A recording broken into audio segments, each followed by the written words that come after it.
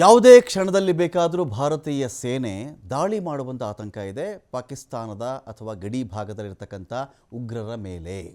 ನೋಡಿ, ಇಲ್ಲಿ ಟಾರ್ಗೆಟ್ ಇರೋದೇ ಉಗ್ರರು, ಟಾರ್ಗೆಟ್ಟೇ ಉಗ್ರರು. ಯಾರೆಲ್ಲ ಬಂದು ಭಾರತದೊಳಗಡೆ ನುಗ್ಗಿ ಈ ಥರ ನಮ್ಮ ಜನಗಳನ್ನು ಸಾಯಿಸಿದ್ದಾರೋ ಅಂಥ ಉಗ್ರರನ್ನು ಹೊಡೆದು ಉರುಳಿಸಬೇಕಾಗತ್ತೆ ಭಾರತದ ಸೈನ್ಯ.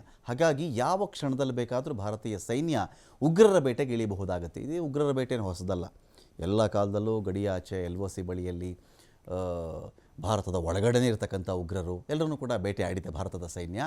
ಇದೀಗ LOC line of control LOC ಇಲ್ಲಿ ಯಾವೆಲ್ಲ ಉಗ್ರರಿದ್ದರೋ ಆ ಉಗ್ರರನ್ನು ಪಾಕಿಸ್ತಾನದ ಸೇನೆ ವಾಪಸ್ ಕರೆಸಿಕೊಂಡಿದೆ. LOC ಮೂಲಕ ಗಡಿಯ ಒಳಗಡೆ ನುಸುಳಬೇಕು ಅಂತೇಳಿ ಹೊಂಚು ಹಾಕಿ ಸುಮಾರು ಜನ ಉಗ್ರರು ಕೂತಿದ್ದರು. ಇವರಿಗೆ ಪಹಲ್ಗಾಮ್ ದಾಳಿ ಮಾಡಿ ಇನ್ನೂ ಸಮಾಧಾನ ಆದಂತಿಲ್ಲ, ಇನ್ನೂ ಜಾಸ್ತಿ ದಾಳಿ ಮಾಡಬೇಕು ಅಂತ ಕಾದು ಕೂತಿದ್ರು. ಲಾಂಚ್ ಪ್ಯಾಡ್ಗಳಂತ ಕರೀತಾರೆ ಅದನ್ನು.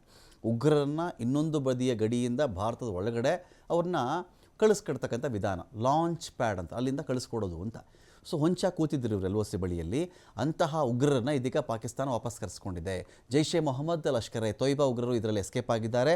ಸುಮಾರು 50 ಭಯೋತ್ಪಾದಕರನ್ನು ಬಂಕರ್ಗೆ ಕಳುಹಿಸಿದೆ ಪಾಕ್ನ ಸೇನೆ.